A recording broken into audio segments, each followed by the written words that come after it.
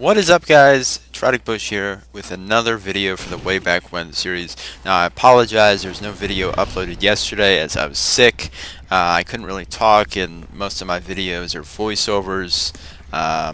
Plus, I didn't have any footage that I could upload. My computer broke, or actually died, I guess you could say, about 6 months ago, which is why there wasn't any content uploaded. But we're back now, and the United Factions was actually the third clan that I ever joined. The first one was called Wasp. Our emblem was wasps, or bees, you know. I started it up with two other friends. It was a small, kind of fun clan, I guess you could say. After that, I joined Delta Force, which was led by Little JJ Reporter. Apparently he was a Marine, a U.S. Marine. I don't know if that's true or not now, but I served in there for almost a year, which I think is pretty impressive given that was my second clan. I gained leadership status there, co-founder, co-leader. And then I actually remember I was in a lobby with JJ and some other people, and the UF joined, and I think maybe we were allies with them. And it was like, whoa, you know, look at all these people. They have a nice uniform. We didn't have uniform or as much of a uniform in Delta Force as they did in the UF there. Beefy Muffin, he was the clan leader, was there, along with you know, some other officers and whatnot. So it was like, wow, you know, this is cool. So it was the cool factor. So then I messaged them privately, and I made the switch. It was time for me to go to experience something new, and put my time elsewhere. So I joined the UF. It was back in 2012, and I actually found some footage here from, I'm assuming it's a raid. It's about an hour and a half of footage, and I haven't gone 2 minutes into it. I just saw who was in and right off the bat. Michelle is in the game. Michelle. DGA Catastrophe, or CHS Truth, or DGA Truth, is in our game. Now, back then, 2012, everybody thought it was a girl. And it's not a girl, it's a guy. We all thought it was a girl. I was completely convinced. There was somebody by the name of Phantom Austin. He led the 501st, which was a fairly large clan back in 2012, late 2011. He was actually dating a Michelle, so we all thought Michelle was a girl. But but I later found out this week that that was a lie. It was a setup just to make us think.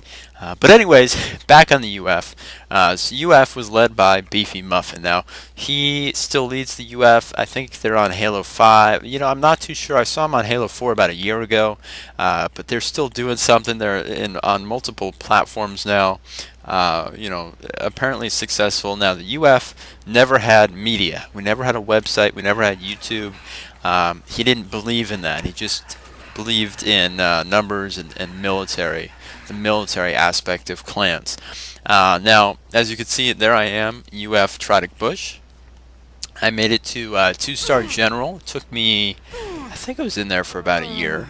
It took me, you know, months and months on it. That clan was like the exodus of 2015, 2016, whenever Exodus was around. Not in the reputation, but in the numbers wise. Like UF, I had hundreds of people in that clan under me, directly under me. So how that clan was working, and again, it was 2012, so back then there were 150,000 people every day playing Reach. Now you go on matchmaking, you load it up, there's, you know, 9,000 people online today. Now, 15 times that just 4 years ago, 5 years ago, right? So this clan, the way you ranked up was pretty much just recruiting. And I actually remember, I don't think I have the footage, but I remember being in a game. It was me and it was 15 recruits. Me doing a boot camp, 15 recruits. And that was normal. So, anyways, what we did was, if you were a major in that clan, so basically as you moved up, you'd gain more responsibility, and you'd have to write down, you'd have to keep track of your people. I did a paper, maybe I can show screenshots of that. I don't know if I still have that. But so what would happen would be, you'd have a major, the major would lead 50 people, and then the colonel would have 2 majors under him, 100 people. When you get to general, you'd have 2 colonels, the 4 majors, ultimately leading 200 people. And I swear I have I have 100 gamer tags written down on a piece of paper, front and back, completely filled. And that's how it was back then. But this is actually a raid. Pretty sure this is a practice raid that we do on this map. Now back then, the maps were massive. They were like giant castles. And this one's a little racist with the this was a Nazi emblem on there. So what we did here, we actually did do a raid. We had a portion of our members back out. Now the red emblem there, the yellow or the gold, and the green, those stood for the branches. Now we actually had 4 branches inside. No, 5. Sorry, we had 5 branches inside of United Factions. The red was the army. The gold there, they were the Rangers. The green was the Green Beret. The black was the ODSTs, and then we also had a Forge slash Forge development team. And so what they did was, like, they researched anything you could ever imagine. I'm talking like Falcon bombers and you know, fire cannons that shot fireballs at you know, things, anything. Right? These people came up with it. They forged it to ensure that we were the most technologically advanced clan of the time. Oh, here we go. We got the hey, Phantom Austin. I was just talking to you guys about him. There he is, Phantom Austin. So here we go. Here's the enemy. Here they are. They're spawning in. And actually, one of the things that was so different back then compared to now is the raids.